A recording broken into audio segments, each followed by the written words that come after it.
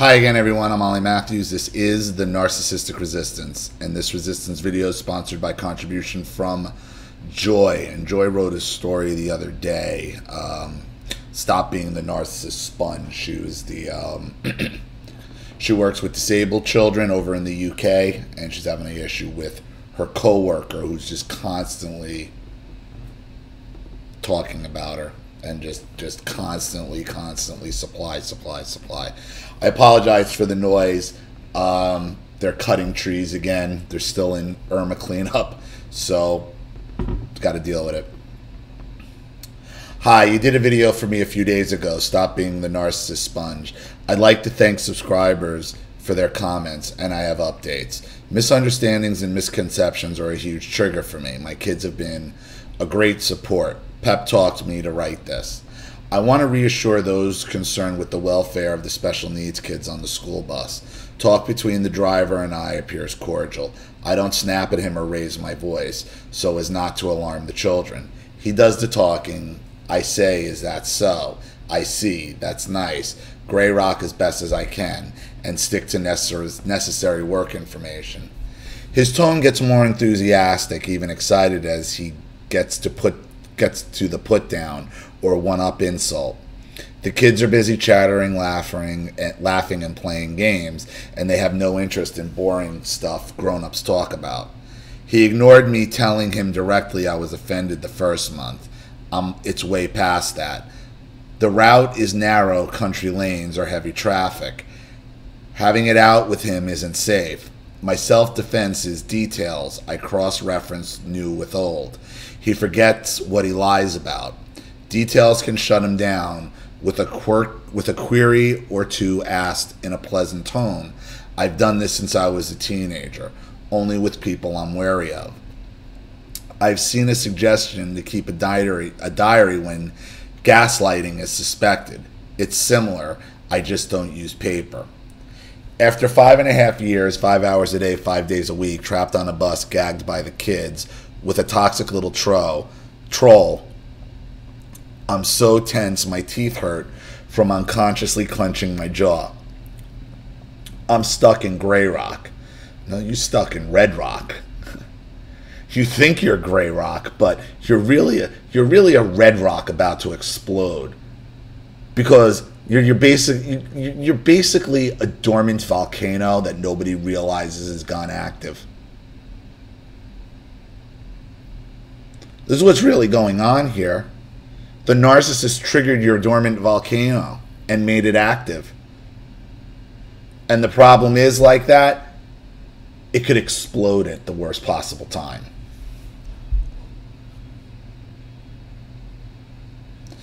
I'm stuck in gray rock, self-isolated years ago due to an ongoing smear campaign.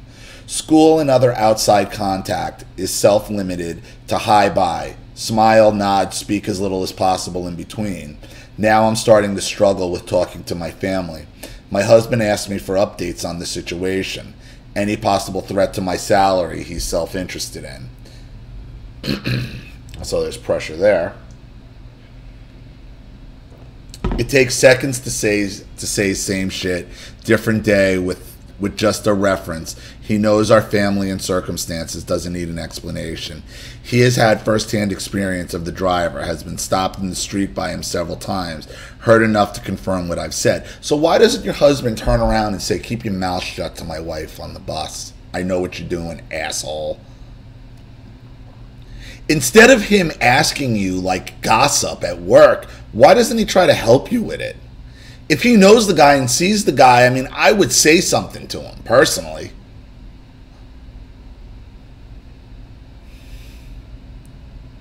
The "if you don't do something about it, I will" comment was made while my husband was pitching a fit.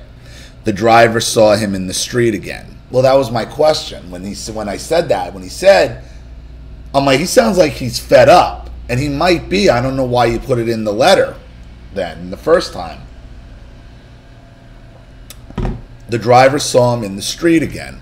Asked about things my husband assumed I had told him. He was mad, said I had been telling him stuff. I hadn't. And that's what that's what narcissists do to cause fights. They guess. They spitball. They throw stuff at the wall and they'll see what gets a reaction. He was playing them. He was playing your husband so then he could go back, so then he could take your husband's reactions and emotions and use it against you to dig for more information. Your husband played right into it. Your husband should just say to him, I know what you're doing. Stop. It would be a lot further than that. Like, you continue to do this, I'm going to show you your spleen.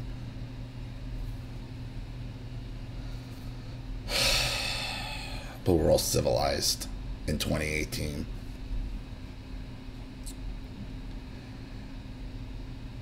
I assume my husband had told him when I was asked the same questions later on the bus. How did the driver know? Neither of us knew something trivial that was asked about. I freaked out. This is a huge trigger because he's just spitballing. Look, man, this is something interrogators do. This is something I was very good at. Okay, it's being able to read if you don't know, asking the right question to spark a reaction to find out what's going on. It's an interrogator's trick. He's trying to read the situation. He's shaking the leash. He's shaking the tree and he's seeing what falls out of it. You guys are playing into it. The mobbing at work and smear campaign started in a similar way. Back then in '99, about 6 months after it started, I said it was like being bugged. It got 10 times worse after that. My doctor signed me off work with stress reaction, called my husband, told him I should never go back to work at that place. My husband was furious. I was a crazy bitch who'd quit before getting a new job. Turned out I was right. An ex-coworker chased me down the street to apologize. The boss had some sort of audio on the CCTV. That's illegal. An employee had caught him watching and listening in his office. Any reference sets my husband off. It's a taboo subject. It sounds like your husband is kind of using you for your job, to be honest with you. Sounds like your husband cares more about the money you're making than the abuse you're taking. The driver is stalking my family, is online stalking my family. One of my kids had liked the page on Facebook on the trivial thing I didn't know about, timestamped the night before. My husband had posted he was at the physiotherapist about his shoulder injury, timestamped and geotagged. He saw the driver an hour later as he was leaving. How do you keep running into this guy? I started an incident log, screenshot Facebook posts and timestamp. Still his word against mine. Thanks to the comments on the previous video, I'm now recording all bus trips, as you probably should. I was aware he heard the smear campaign. He finished around it years ago. He fished around it years ago. Guess he's met someone who worked there at the time. He's extra pleased with himself right now, very confident he's got everything under control, and I won't dare do anything about it. Not for much longer. He was off sick yesterday. An office staff member drove. Soon asked leading questions about what I wrote on my review form. I answered reluctantly, worried how badly this would go. Why is everybody in everybody's business over there? This is the problem. I'm telling you, this is what happens with government workers. This is a government worker issue. Okay, everybody in everybody's business. Nobody can be fired for anything. This is what happens. Oh my God, they know someone like it. It was so easy. We swapped stories and finished each other's sentences. They get how crazy making this is. It may not be official or in writing, but now the office knows what's going on, including that he started to text me work questions during the day, asked me to call him with an answer, calls me when I don't. Last Friday, I ignored another test. Late, I ran in the back door from the side street, grabbed my stuff, ready to walk the 2 minutes to work. I looked out the front window to see why my dogs were barking at the front door. The driver was walking away. I've never invited him to my house, would never invite him. Even told him I don't like anyone but my family in my house when he angled for an invitation. He never said he called around. Guess he's hoping to surprise me another time. He thinks I'm the quiet little mouse Narcissilla trained me to be. I've met my birth family. They're all fiery, outspoken, upfront. I'm naturally the same. That's who my own kids know. They've only seen me really lose my temper a half dozen times, usually in their defense. Nicknamed it the Exocet. That's what I'm trying to tell you. You're a simmering volcano, not a gray rock. No unsafe driving conditions, no bus children to consider. Outside of work, at my house, I'm done. Here's the one for a big surprise. He's the one in for a big surprise. Joy.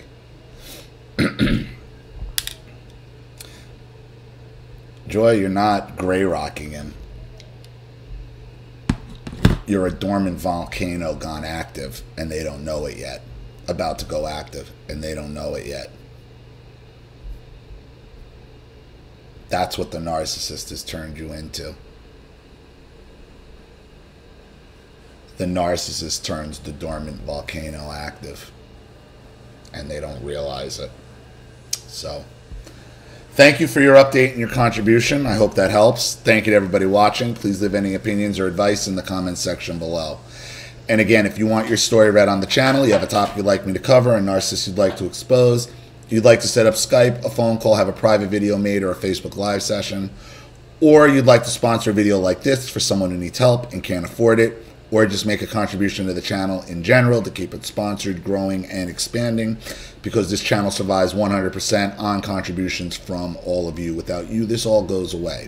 So if you like what you see here and you want to see more videos like this, you know what to do with the PayPal and email link in the description box. Also, please like and share this video wherever you can. Subscribe to my channel if you haven't, and be sure to click the subscription bell to be notified of all my video uploads. I'm Ollie Matthews. This has been The Narcissistic